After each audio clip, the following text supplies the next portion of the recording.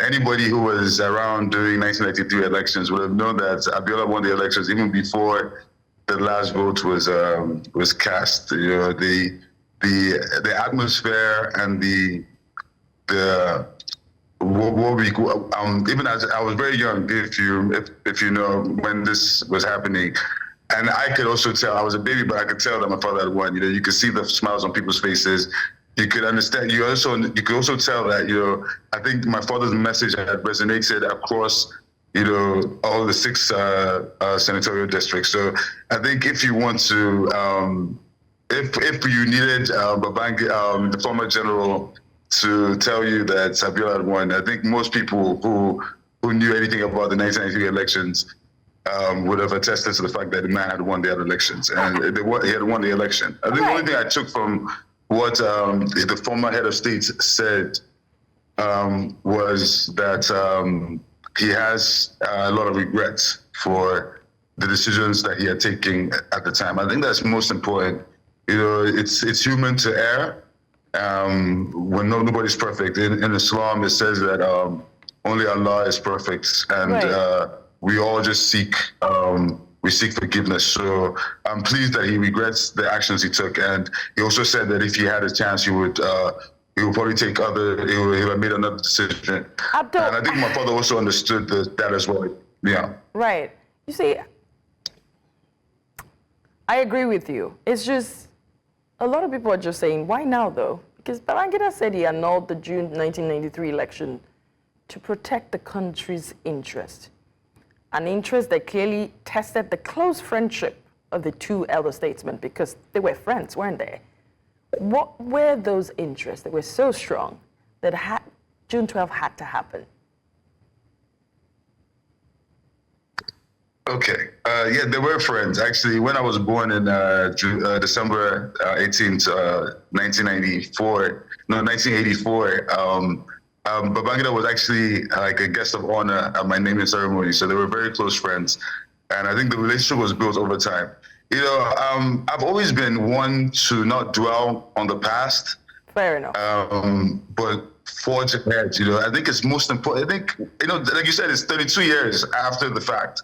You know, it's like giving somebody Panadol after he dies. It doesn't solve Nigeria's present problems. And which is why I'm asking, my father would probably even say now? The same thing. Why now is what everybody, you rightly mentioned that everybody knew who won the election at the time, but it was quite critical for the head of state at the time to come in and accept the results and let it just go. But the decisions that were taken right after the annulment and all that happened to, I mean, we don't want to go back into history, just like you said, you want us to keep looking forward, really, really took Nigeria down a path that we all didn't want to go. And we're all still recovering from, if you ask me. So in hindsight, would you say those interests were worth the sacrifices it took to preserve them? You know, like I said, the statement of like human being fallible, you know, we all make decisions and we don't necessarily know the consequences of those decisions right away. You know, it takes time to, you know, to get to that point. But like I would say something, yes, there are more questions that this revelation brings up.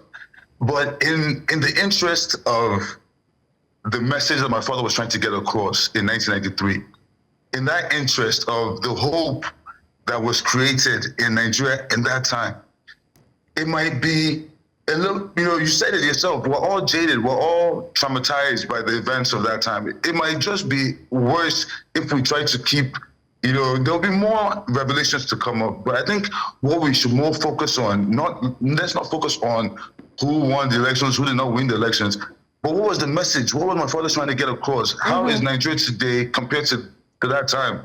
Some of those issues being addressed. And I think if we focus on that, you know, we find that during my father's time, maybe we're like 120 million people. Now we're like 280 or 220.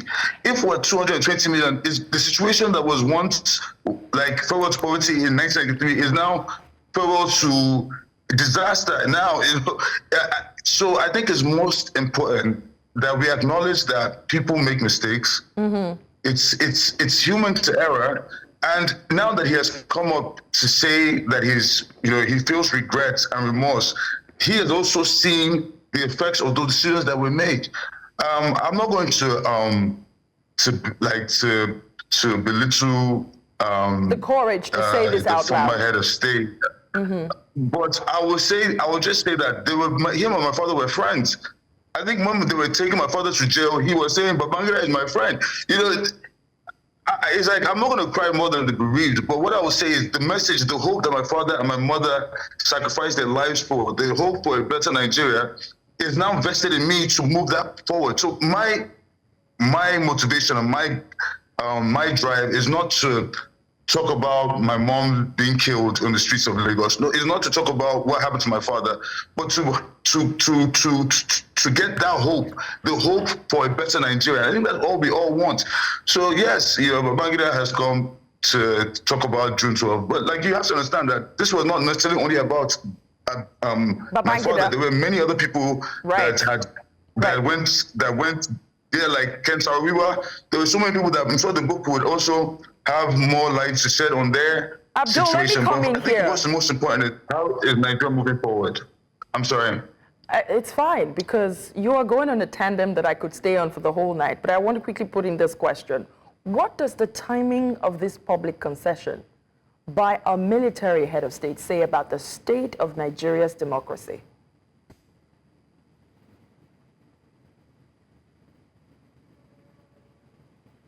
I'm sorry, can I get the question again? I said, what does the timing of this public concession by a military, this public acceptance you've conceded by a military head of state saying that, I'm walking this back. What does this say about the state of Nigeria's democracy?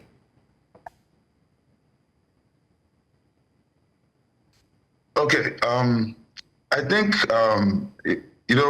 like I said, hindsight is 20/20. When you go in front, you can now see and you make amends. And I think what he's trying to do is he's trying to, express his sorrow in the decisions he made, which is fine.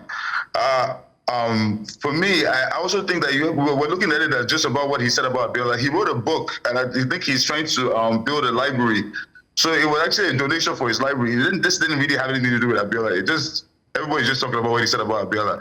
But this was not in any way to do with Abiola. This is just what happened in the book. So it's probably one chapter in like 12 chapters of different things that had happened during his time as the head of state.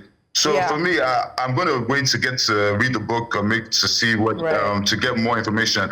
But like I said, it's not about the past; it's about the future. That's right. And I think that there's a lot of work that we need to do to move Nigeria forward. That's right. Thank you so much, Abdul. In all fairness, it's not about the past; it's about the future. A lot of people did want to hear him say it, though, and I guess now it's closure for many Nigerians.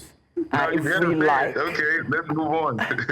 Abdul-Mumini Abiola, you did say, though, you said there will be more revelations to come. I'm holding that in my left hand and looking forward to it. Thank you for your time tonight. Thank you. Thank you for having me. You have a lovely night.